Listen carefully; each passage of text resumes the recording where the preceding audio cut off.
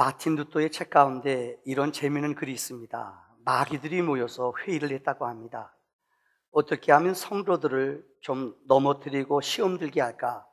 그래서 마귀들 회의가 모였는데 그 중에 젊은 마귀가 손을 들고 그들을 고독하게 하고 그들을 아주 맹수의 위협 가운데 두렵게 하면은 하나님을 버릴 것 같습니다. 그렇게 하라. 근데 얼마 후에 찾아와서 그 마귀가 코가 빠졌어요. 아우, 안 되는데요. 외롭게 하고 고독하게 만들고 일을 꼬이게 만들었더니 그가 자기를 의지하지 않고 하나님께 자꾸만 기도한다는 거예요. 야, 어렵네. 맹수의 유업이 있으니까 사람들이 더 하나님께 나가 기도한다는 거예요. 이번에는 중년의 마귀가 손들더니 웃으면, 야, 그거 가지고 되겠냐? 배 타고 가는데 배에다가 엄청난 풍랑을 생각지 아니하는 요동치는 풍랑을 한번 만들어 봅시다. 그러니까 풍랑을 배 타고 가는데 풍랑이 일어나요. 엄청나게 풍랑이 세게 일어났어요. 그런데 여러분, 풍랑이 일어나니까 사람들이요, 어려움 속에 자기를 돌이켜볼 뿐만 아니라 사람들이 겸손해지고 근신하는 거예요. 야, 이것도 안 되겠다. 이 방법, 저 방법 안 되니까 맨 마지막에 제일 나이 많은 마귀가 손들더니 웃으면서, 하하, 그거 안 돼요. 내가 해봤어요. 무슨 방법입니까? 이거라고. 뭐냐고. 가만 놔두라고. 평안하게, 아주 자기 생활에 안락하고 평안하게 눈치 못 채도록 가만 놔두라고. 가만 놔두라고.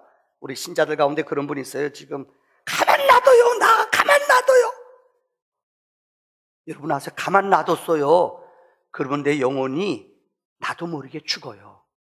첫사랑도 잊어버리고 교제의 감격도 잊어버리고 영적인 뜨거움도 잊어버려요. 우리 이번에 여러분 정말 3박 4일 동안 초대교회 같이 부흥했잖아요. 낮 시간, 저녁 시간 정말 성도님들이 얼마나 많이 은혜 받았는지 저는 그렇게 믿어요. 한 달 동안 어느 우리 교회 한 분이, 장로님이, 어느 교회 권사님이, 저도 그 생각을 못했어요. 목사님, 우리 부흥회 앞두고 기도해 준비해야 되잖아요. 나를 벌떡 깨웠어요. 그래서 저녁마다 대신방 정말 바빴어요. 좀. 너무너무 바빴어요. 그런데 우리들이 모여서 기도했어요. 맨 처음엔 유아실에 모였어요. 근데 첫날 교인들이 넘치게 왔어요. 이거 안 되겠다. 본당으로 왔어요. 정말 한 달 동안 우리 교인들이 이 부흥회를 앞두고 열심히 기도했어요. 하나님이 우리가 기도한 만큼 채워준 줄 믿습니다. 마귀가 하는 세 번째 방법이 뭔 줄 알아요? 가만 놔둬요. 나 좀 편하게 믿게 놔둬요. 누가 잘못돼도 영적으로 그릇된 길로 가도 가만 놔둬요. 그 영혼은 버려진 신자예요. 여러분들 무관심 속에 숨어서 다니는 사람은 없습니까? 오늘 세례식 베풀면서 오늘 간증할 분이 계십니다. 고등학교 선생님이세요. 우리 교회 나온 지 얼마 안 됐어요. 하나님이 이분에게 은혜를 주셨어요. 내 숨어 다녔어요. 안 보이는데 요 벽돌 뒤, 요 문지방 뒤 숨어 다녔는데 그 자리에요. 은혜 받으니까 나도 모르게 이리 오더래요. 하나님이 이루시는 줄을 믿습니다. 특별히 오늘 고난주간을 맞이하여 여러분, 왜 예수님께서 이 땅에서 고난을 당하셨습니까? 성경은 이사야 53장 4절로 6절까지 말하고 있습니다. 예수님께서 이 땅에 오신 것은 실로 우리의 질고를 지고 우리의 슬픔을 당하셨거늘 우리는 생각하기를 그는 징벌을 받아 하나님께 맞으며 고난을 당한다 하였노라. 그가 찔림은 우리의 허물 때문이요 그가 상함은 우리의 죄악 때문이라. 그가 징계를 받음으로 우리가 평화를 누리고 그가 채찍에 맞음으로 우리는 나음을 입었도다. 우리는 다 양같아 각기 제 길로 갔거늘 여호와께서는 우리 모두의 죄악을 예수에게 담당시키셨다. 700년 전에 하나님은 이사야 선지자를 통하여 예수님이 이 땅에 와서 왜 고난을 당해야 되는지를 말씀하셨어요. 왜 예수님이 이 땅에 와서 죽어야 되는지 말씀하셨어요. 그 이유는 우리의 죄를 해결하기 위해서, 우리를 죄의 자리에서 우리를 구원하기 위해서, 우리의 죄를 사하시며 우리를 마귀의 결박에서 풀으시며 영원한 하늘나라 구원의 백성, 자유의 생명의 백성으로 인도하기 위해 예수님은 우리에게 오셔서 죽으신 줄 믿습니다. 여러분, 몇 년 전에 중국 정말로 모든 사람들에게 눈물을 지었던 감동적인 이야기가 있습니다. 어떤 초등학교 4학년 아이가 글짓기에 대해서 글을 썼는데 이것이 모든 사람의 심금을 울렸어요. 그 내용인즉 초등학교 4학년 다니는 이 북경에 사는 어린아이가 자기 엄마가 너무 흉한 거예요. 자기가 볼 때는 너무너무 엄마가 이상하게 생긴 거예요. 얼굴도 흉하고 얼굴도 찌그러들고. 그래서 얘가 학교 다니면서 친구들도 안 데려오고요, 또 학교에서 사귀지도 않아요. 친구들하고요. 왜? 자기네 집에 올까 봐 겁이 나서요. 어느 날 이 아이가 자기 집 다락방에 청소를 하는데 다락방에서 무슨 사진이 딱 나왔어요. 사진을 봤더니 너무너무 괜찮게 생긴 여자가 있는 거예요. 너무 예쁘게 생겼어요. 그래서 이 아이가 엄마 이거 누구야? 엄마가 뭐? 보더니 엄마가 사진을 안더니요, 사진을 이 가슴에 품고 막 흐느껴 우시는 거예요. 엄마 왜 그래? 이 아이가, 어린아이가, 4학년짜리 아이가 뭔가 머릿속에 직감 느꼈어요. 뭐가 있나 보다. 엄마 왜 그래? 엄마가 울면서 얘기하는 거예요. 내가 어린 시절에 우리 집에, 내가 시장 갔다 온 사이에 우리 집에 불이 났단다. 그런데 소방관들이 너무 불이 심해서 우리 집 다 타서 들어갈 수가 없었어. 근데 네가 그 안에 있었어. 그래서 내가 소방관이 말리는데 목숨을 걸고 뛰어들어가 너를 안아서, 도저히 나올 수가 없어요, 너를 아기 이 헝겊으로 안아서 바깥에 소방관한테 던지고, 그때 나무 집이 무너졌어. 나는 깔려서 얼굴이 다 이그러지고 타버린 거란다. 아이가 그 얘기를 듣더니 엄마 가슴에 안기면서 울어요. 그럼 엄마는 나 때문에 이렇게 된 거야.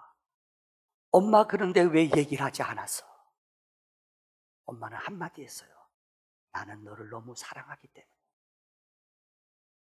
나는 너를 너무 사랑하기 때문에 나는 나 혼자 죽을 때까지 이것을 묻고 가려고 그랬지 너한테 부담을 주지 않으려고 그랬다. 이게 사랑이에요. 여러분, 예수님이 왜 죽으셨습니까? 그분은 흉터, 상처 입은 게 아니에요. 그분은 우리의 죄 때문에 영원히 하나님과 원수에 살아갔던 우리들, 근데 우리의 죄 때문에 마귀의 결박돼 살아가는 고통당하는 우리를 위해서 친히 자기 자신이 찢어진 게 아니에요. 자기 생명을 내어주면서 우리를 사랑하셨어요. 많은 사람들은 고난을 싫어합니다. 고난의 얘기를 하면 사람들은 도망갑니다. 우리 이번에 부흥회 때 깨달은 거 아니에요. 예수 믿으면 십자가를 져야 된다고 그랬잖아요. 정말 하나님 잘 믿으려면 죄송합니다, 고난의 자리를 감당해야 돼요. 이전에 편하게 살고 성공 위주로 살았던 내 인생이 이제는 십자가를 치는 삶, 이제는 이 민족을 위해 알고 울 줄 알고 내 형제를 위해 울 줄 아는 내 자신이 죽어지는 삶, 이게 십자가의 삶이라는 거예요. 근데 우리는 언제부터인가 너무나 성공 위주적으로 그저 1등만 원해요. 1등만 알아주는 세상. 아세요? 박수 받기만 좋아하는 우리들, 주님은 이 성탄, 다시 이 귀한 부활주의를 맞이하여 부활의 기쁨은 절대 죽음을 당하지 않고는, 십자가에 죽지 않고는 부활의 생명이, 고난을 통하지 않고는 부활의 기적이 일어날 수 없음을 우리에게 가르쳐 줍니다. No cross, no crown. 십자가의 죽음이 없이는 no crown, 영광의 면류관이 없음을 믿으시기를 바랍니다. 두 번째, 예수님은 우리를 위해 대속의 진리, 대속의 죽음을 당하셨어요. 대신 죽으셨어요. 성경에 보면 이스라엘 백성들이 애굽에서 430년 동안 종살이했습니다. 너무나 고통스러웠어요. 430년 동안 얼마나 이스라엘 사람들이 환경이 뛰어나고 적응력이 뛰어난지, 애굽에 살면서도 기득권 있는 것, 돈 버는 것, 이스라엘 사람들이 너무나 돈을 잘 벌고 적응을 잘해요. 애굽의 바로 왕이 애굽 땅에 살고 있는 모든 이스라엘 사람들, 남자 아기를 낳으면 다 죽이라고 그랬어요. 이때 태어난 게 누굽니까? 모세입니다. 이스라엘 백성들 남자는 태어나면 다 죽어야 돼요. 이런 위급한 상황 속에 하나님은 모세를 통하여 이스라엘 백성을 구원해 내십니다. 성경은 이렇게 말합니다. 그들은 애굽에 살면서 예배를 잃어버렸어요. 하나님 앞에 예배하지 않았어요.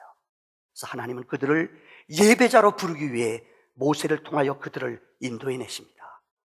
그때 하나님이 그들에게 10가지 재앙을 주셔요. 그래도 바로는 밀어나고 우둔해서 그렇게 재앙을 내렸음에도 깨닫지를 못해요. 마지막에 하나님이 명령을 내려요. 모세야, 내 명령을 준행하라. 무엇입니까? 양을 피를 흘리게 하라. 그래서 이스라엘 백성들 모든 집 문설주에다, 문입구에다가 문설주에 어린 양의 피를 발라라. 그러면 나의 재앙이 지나갈 것입니다. 이스라엘 백성들은 모세의 말씀을 순종했어요. 그래서 자기네 양을 잡아 양의 피를 흘려 피를 문설주에 발랐어요. 그날 저녁에 여러분, 하나님의 심판이, 죽음의 사신이 그들을 넘습니다. 애굽 땅에 있는 바로의 아들도, 첫째 아들은 다 죽임을 당해요. 짐승들 첫 것은 다 죽어요. 애굽에는 비통과 애통과 슬픔의 곡이 울려 퍼집니다. 그런데 놀라운 것은 어린 양의 피를 바른 이스라엘 사람들, 믿음으로 보혈의 피를 바른 사람들은 재앙이 지나갔어요. 이게 패스오버, 유월절이에요. 우리가 착하게 살았기 때문에 구원받는 게 아니에요. 우리가 어떤 봉사를 했기 때문에 은혜를 입는 게 아니에요. 어린 양 보혈, 어린 양의 피는 예수를 말합니다. 예수의 보혈의 능력을, 예수의 피의 공로를 믿는 자, 그 믿음을 붙잡는 자마다 하나님이 생명을 주신 줄을 믿습니다. 이 피의 능력이 보혈이요, 이 피의 능력이 대속의 진리요, 바로 대속물의 역사인 것입니다. 여러분, 이스라엘의 제사가 5가지가 있습니다. 그 가운데 인간들이 범죄했을 때에 이 죄를 누이치며 회개하며 짐승을 가져와서 제사장한테 드려요. 제사장은 찾아와서 꼭 물어봅니다. 당신이 어떤 죄를 범했습니까? 내 죄를 입으로 고백하게 해요. 이 죄를 범했습니다. 그러면 짐승을 잡아요. 손을 묶게 해요. 발을 묶어요. 여러분, 그 발버둥치는 그 짐승을 손을 묶고 발을 묶어요. 그리고 그 손에, 머리에다 짐승의 손을 얹게 해요. 양에다가요. 그 제사장이 그를 축복해요. 하나님, 다시는 이런 죄를 범치 않게 해주세요. 그러고 하세요. 역사에 보면은 그 짐승을, 피를, 목을 따도록 해요. 그래서 피가 제사장과 죄인의 몸에 튀겨요. 그 죽어가는 짐승, 이 짐승이 죽어가는 것을 통하여 이 범죄한 사람은 이 비명 고통당하는 짐승을 보면서 다시는 내가 이런 죄를 짓지 않아야겠다.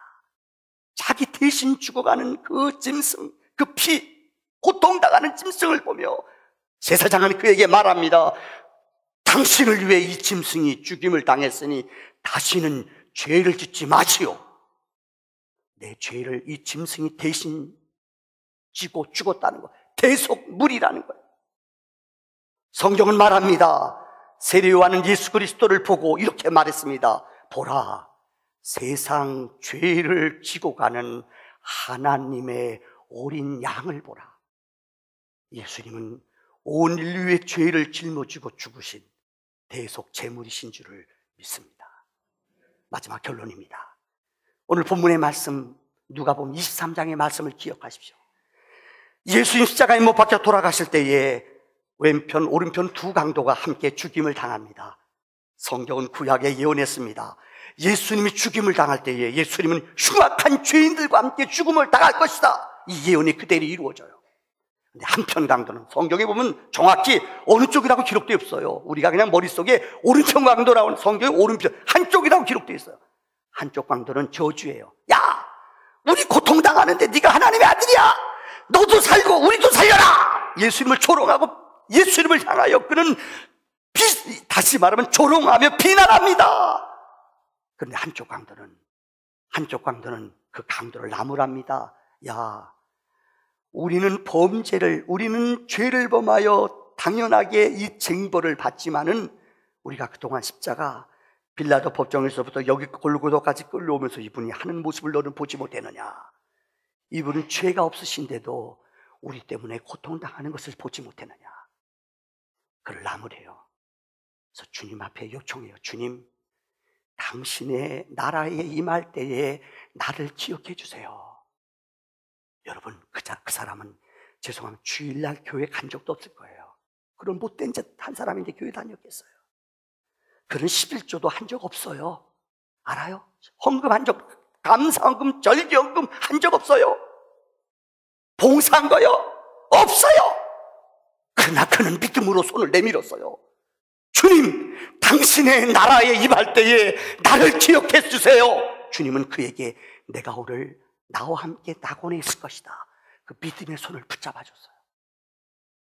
저는 오늘 여러분이 정말로 그 골고다에서 돌아가는 한편 강도로 부르짖는 믿음의 손이 되기를 바랍니다. 그는 오늘 본문에 두 가지를 고백했어요. 내 죄, 주님, 나는 죄인이에요. 정말 주님, 나는 하나님 앞에 죽을 수밖에 없는 죄인이에요. 예수를 믿으면 일생 동안 내 마음속에 내가 죄인임을, 내가 연약한 죄인임을 고백하는 것이 믿음의 역사입니다. 죄는 값을 치러야 돼요. 죄의 값을 친히 담당하시고 우리 대신 죽으신 분이 있으세요. 이분이 하나님의 아들 예수예요. 당신은 내 죄값 대신 죽으셨습니다. 하나님의 아들은 내 죄를 위해 죽으셨습니다. 이것을 고백하는 믿음의 손, 주님이 이런 손을 붙잡아 주시는 줄을 믿습니다.